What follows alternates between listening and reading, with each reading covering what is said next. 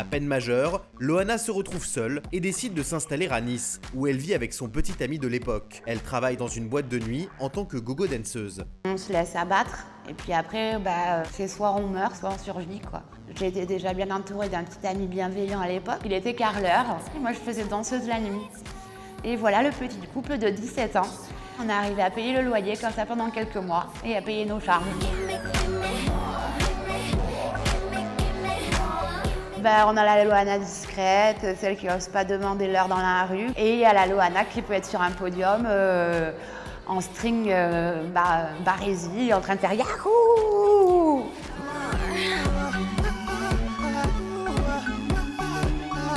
Je me suis grimée comme quelqu'un qui ferait une pièce de théâtre. Si je ne me transformais pas en la Loana avec la chevelure exubérante et avec cet accoutrement, en fait, j'aurais pas réussi à monter sur un podium et à faire la folle. Et devant le fait accompli, comme on dit, comme il fallait bien manger, il fallait bien que je me crée un personnage. J'étais beaucoup trop timide pour être la Loana normale, pour monter sur le podium et faire Yahoo! C'était pas dans mon caractère. Donc quand je mettais ce postiche, ces lentilles blanches et que je mettais ces porte-jartelles et ces soutiens-gorge rembourrés, je devenais quelqu'un d'autre. Et là, je me disais, là, c'est la Loana qui travaille.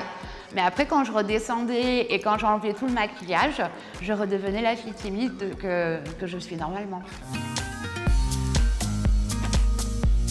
20 ans plus tard, Loana retourne pour la première fois à la Suite, l'établissement où elle a dansé pendant des années.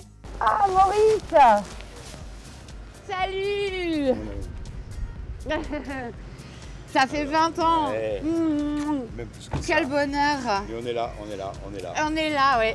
Je suis plus revenu dans ce club-là. Non, je suis plus revenue. C'était là où j'avais fait mes débuts en tant que danseuse.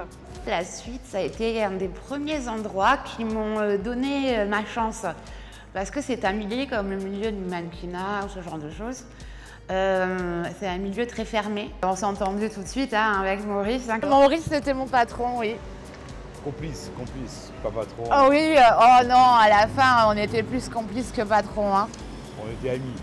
On était amis, oui. Et ensuite, il m'a embauchée tous les soirs de la semaine et ça me faisait une petite rentrée d'argent. Et j'y ai travaillé pendant au moins 3 ans, du jeudi au dimanche. Tout a beaucoup changé. Je me doute. Avant. Alors, c'est devenu le quartz. Voilà. Vas-y, Loana, je t'en prie. Ah, c'était là où je lançais avant. Oui, c'est devenu un club électro avec, tu vois... le DJ. Les DJ qui ont changé un peu de place. Mon Dieu. Et moi, je dansais là, en fait. Alors, là, c'était tout rouge. Et là, il y avait des bars. Tu me fais remonter là-haut. Voilà ce que je faisais. Je montais comme ça. Ah. Donc, je faisais ça. J'essayais de ne pas tomber. Ah.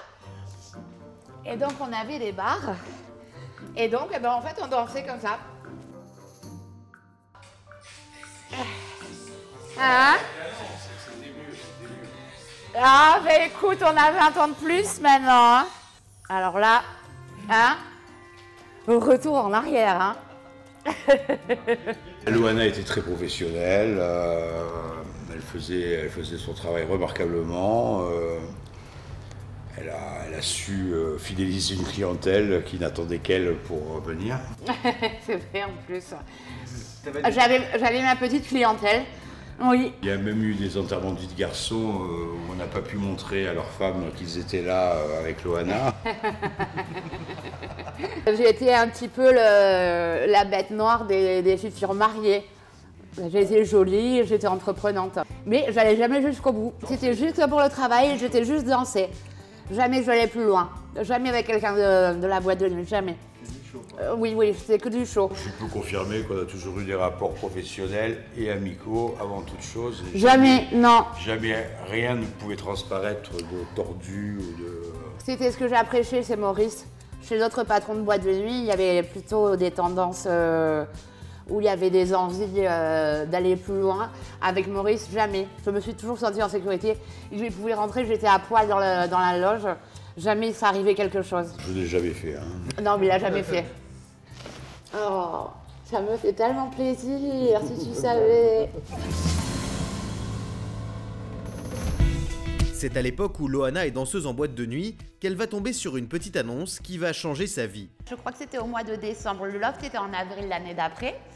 Le décembre de l'année d'avant, aux alentours de Noël, il y avait une bannière et c'était marqué « Vous avez entre 18 et 45 ans, vous recherchez le grand amour, appelez tel numéro 06, machin, Miluchois, machin. » Donc j'appelle et moi je pensais que c'était une espèce de tournée manège. On mettait un garçon d'un côté, une fille de l'autre et puis ils nous trouvaient notre double. Ils m'ont envoyé un questionnaire qui est épais comme ça, décrivez-vous, enfin plein de choses. Je le remplis un peu tant bien que mal parce que c'était assez fastidieux. Et puis on me rappelle et on me dit « Est-ce que tu voudrais bien faire un essai caméra, vidéo à Nice ?» Donc j'y vais et il me dit « Est-ce que tu voudrais danser devant la caméra ?» Je dis « Non, il n'y a pas de musique. Est-ce que tu voudrais chanter ?»